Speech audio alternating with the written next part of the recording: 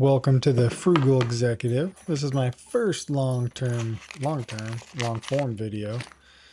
And I picked me up some of these Favero MX1 power pedals. I'm going to add them to my new gravel bike I got last year to hopefully improve my riding. All right, ready to install these, but first, we need a washer up.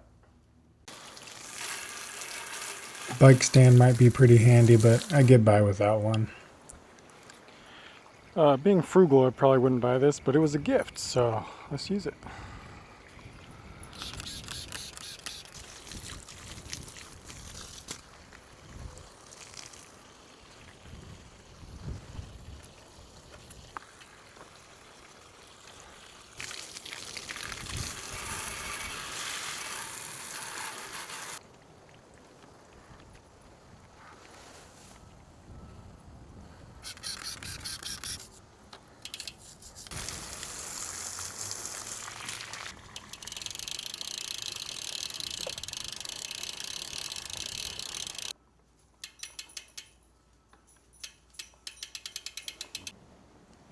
All right, I gotta prep this new pedal. Put a little grease on the spindle. Put a little bit on there. Normally I'd use a glove, but I don't got one. I just need a little bit. I'll wipe it back on there. Just give a little love on there.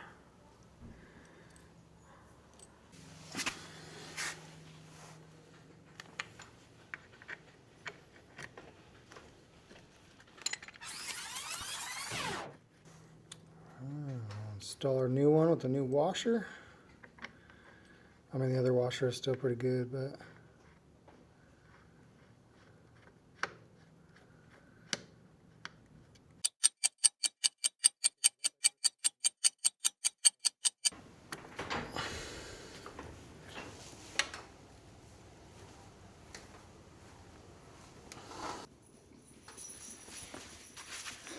got this one already loosened up.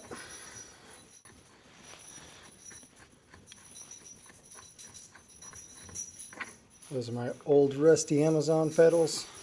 The other side. Yep, pretty dirty.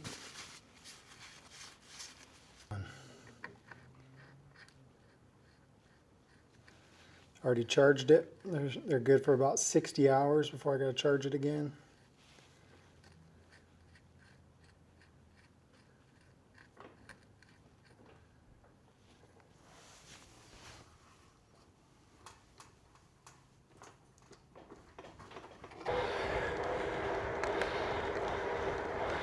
I've never trained with power before.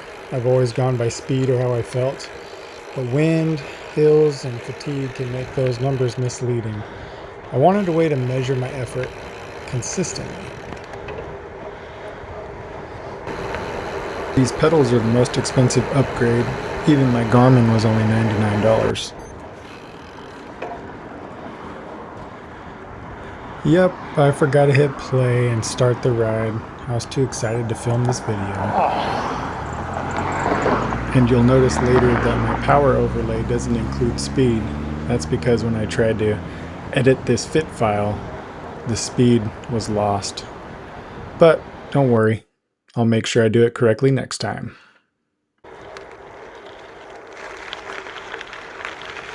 So I'm using a software called Telemetry Overlay, and it's pretty nice. Except I started my Garmin the day before to test out these pedals before I filmed it. And then when I started again in the next morning, my ride thought it was 24 hours long. And that confused Telemetry Overlay. I couldn't sync up the timeline to my footage. So after editing it through Garmin and then going to a second website called Joe's Toes something, I was able to get it to match everything but my speed, because my speed was lost in the edit. But we'll fix that next time. So when looking at this overlay, the real benefit of these pedals is that I have instant power. I can look at it at 1 second, 3 seconds, up to 10 seconds or more. And my cadence. I didn't have a cadence sensor before, so I really had no idea how fast I was spinning. And actually, I spin faster than I thought I did. I thought most of the time I'd be in the 60s. I'm still out of shape, so you'll notice my heart rate's sky high most of the ride.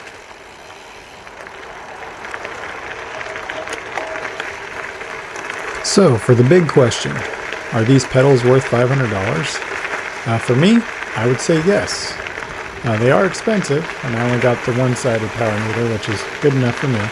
I'm not a pro cyclist, but it allows me to watch my watts and my cadence as I'm riding, and it helps me stay steady and consistent. I don't sprint and then gas out and then can't finish a climb. It helps me control my riding just a little bit more. And being a superintendent, I'm all about data driven, so these pedals really help me go in the right direction.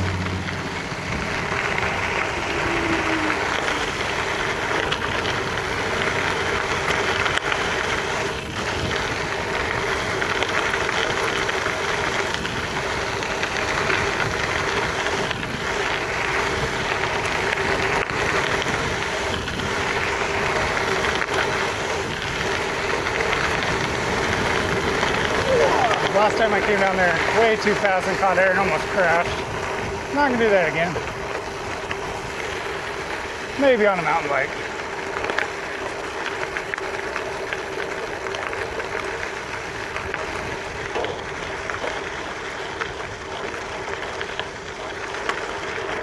Go way down. Just creep up it in first gear, why not? We are in no hurry, guys.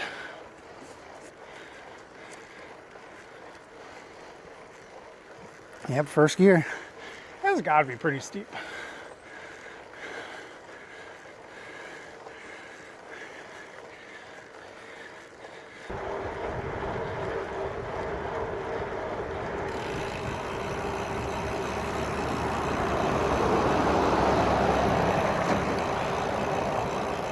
Oh, my booty's sore.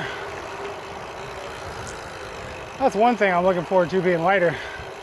That's less weight going down. Gravity's not your friend if you're a big boy. All right, let's see what we can do. I'm gonna spin it up and crank it out and see if we can hit 1,000 watts.